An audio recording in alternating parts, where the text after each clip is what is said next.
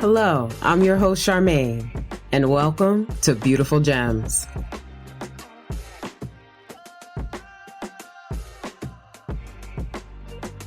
Say that again. Enemies. Oh, that leads us to enemies. All right. So you know what? Go ahead. Take the floor.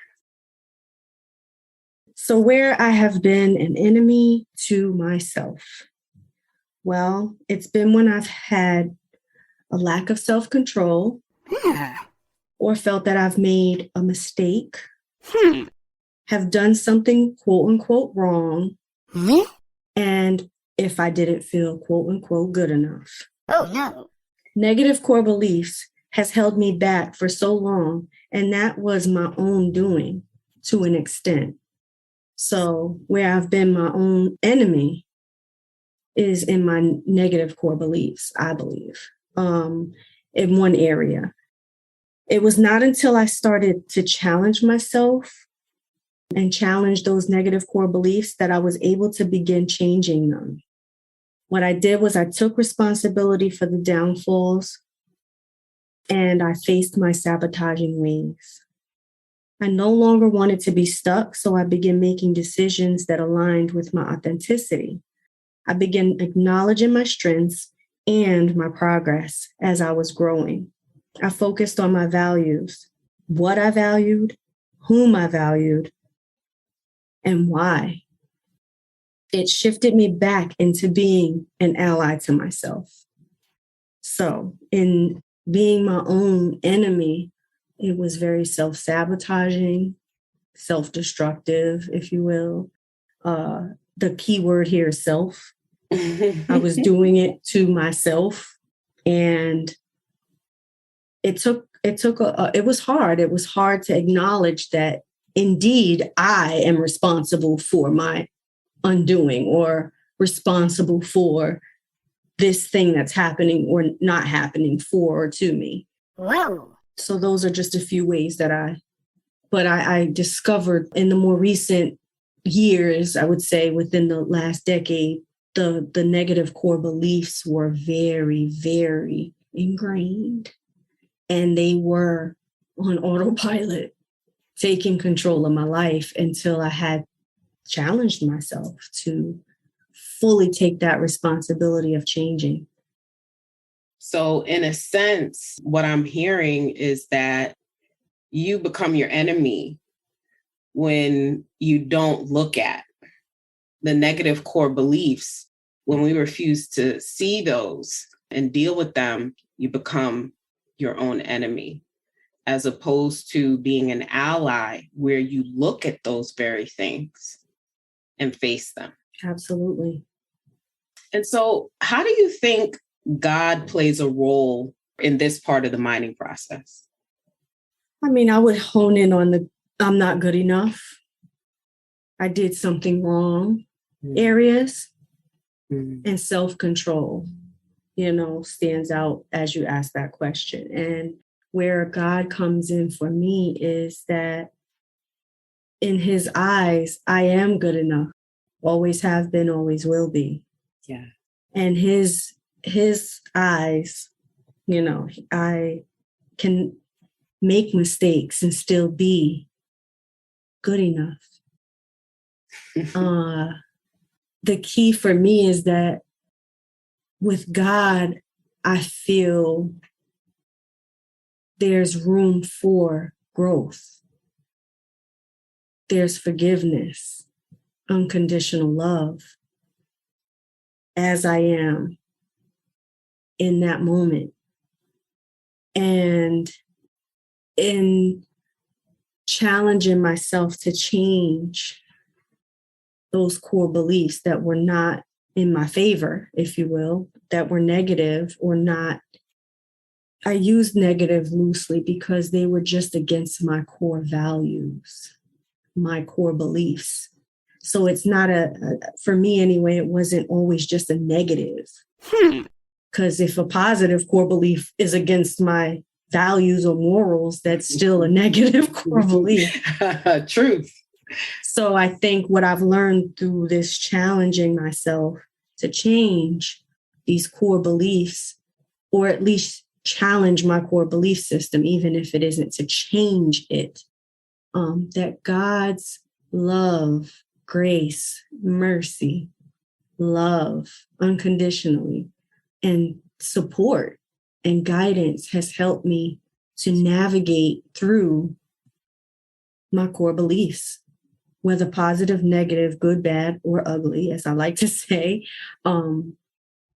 He was there to get me through this challenge that I had taken on myself. I wanted to take full responsibility, but I didn't have to do it on my own. I was able to go back and go to my maker to say, this is good. What I've created is good. Mm-hmm. And I think that is a great foundation for me. It was a great foundation to stand on, even in negative core beliefs. Or what I would say it's where it is the foundation I would go to in order to check in with my values and morals, to check in with my authenticity. Who am I? Who was I created to be? And am I standing in that truly? Because I did say I focused on my values, what I valued, whom I valued, and why. And that's what kind of shifted me back into becoming my own best ally, or an ally for myself. And I think that with God on my side, God in my pocket, God under my feet sometimes. And as I think one of your favorites are the footprints in the sand. Yes. You know, those times when he had to carry me. Mm-hmm. That's how he played a role in this. He's there as my ally. He's there to remind me who the true enemy is and why. Mm-hmm. Mm-hmm. And that he didn't create me to be that, my own enemy. Yes. Yes, I love that. Oh, who is that? Teresa, Charmaine, and our fellow miner. Teresa is right. I am your greatest ally.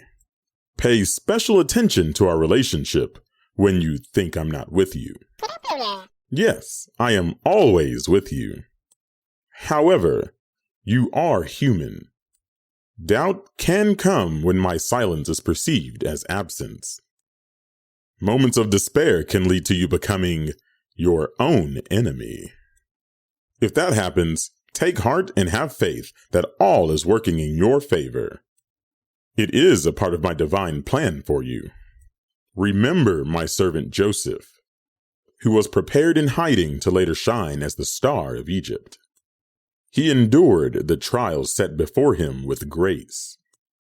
As a young man of 17, he was sold into slavery by his own brothers to traders who brought him into the land of Egypt.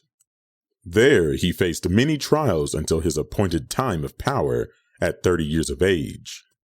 You see, I positioned him to save the nation of Israel and the very brothers who sold him into slavery.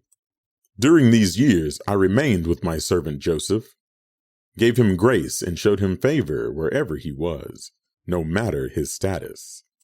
As a slave, his Egyptian masters took notice that I was with him, blessing everything his hand touched. Seeing this, they gave him charge over their house, so that they too would prosper. When Joseph was falsely accused and imprisoned, he remained faithful for years, until I made him Lord of all Egypt, second in command under the Pharaoh. Although there is much left unsaid about Joseph's inner workings, please imagine the strength of heart it took to forgive his brothers freely. Know this strength was cultivated in the quiet times of his trials, in his relationship with me. Where some may have seen abandonment, Joseph saw relationship with the Most High God. Yes, I blessed Joseph with riches and power, but one of my most precious gifts to him was a strong and forgiving heart to save the nation of Israel. In your quiet times of trial, seek refuge in your relationship with me to do the inner work. To mine, refine, and finally shine your gems for all the world to see. Thank you so much for spending time with me today. I pray that you build your relationship with God, love yourself unconditionally, and put in the work to mine, refine, and shine those gems.